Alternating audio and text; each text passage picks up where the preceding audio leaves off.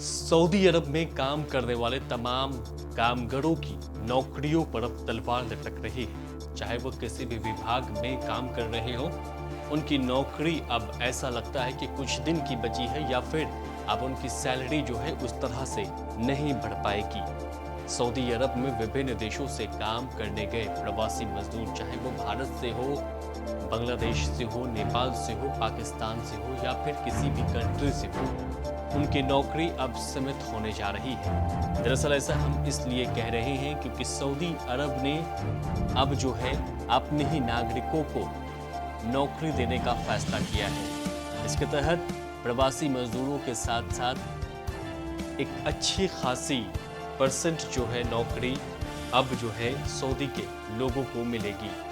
Saudi ने इसको लेकर के सऊदीजेशन की प्रक्रिया तेज कर दी है।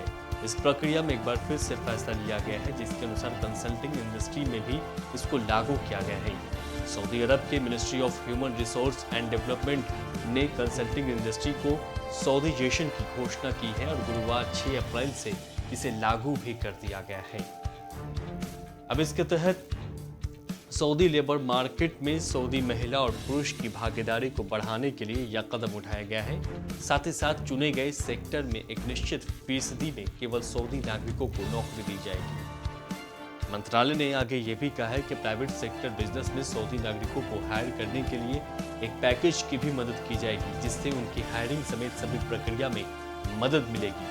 साथ ही इस प्रक्रिया में सभी प्रतिष्ठानों को सहयोग करने की अपील की गई है। दरअसल आपको बता दें कि सऊदी की आबादी भी धीरे धीरे बढ़ रही है और आबादी को सऊदी सरकार इस्तेमाल करना चाह रही है। उनकी आबादी जो है अब वो काम करे, सऊदी के लोग जो है वो काम करें और भागीदारी निभाएं अपने देश के विकास को लेकर के। इसीलिए सऊदी सरकार ने इस तरह का फैसला लिया है। और आपको बता दें कि इस बात को लेकर के काफ़ी समय से चर्चा चल रही थी कि सऊदी अरब में सऊदी के ही नागरिकों को नौकरी ज़्यादा से ज़्यादा मिलेगी। अब आखिरकार सरकार ने ये फैसला ले लिया है और इसे 6 अप्रैल से लागू भी कर दिया है।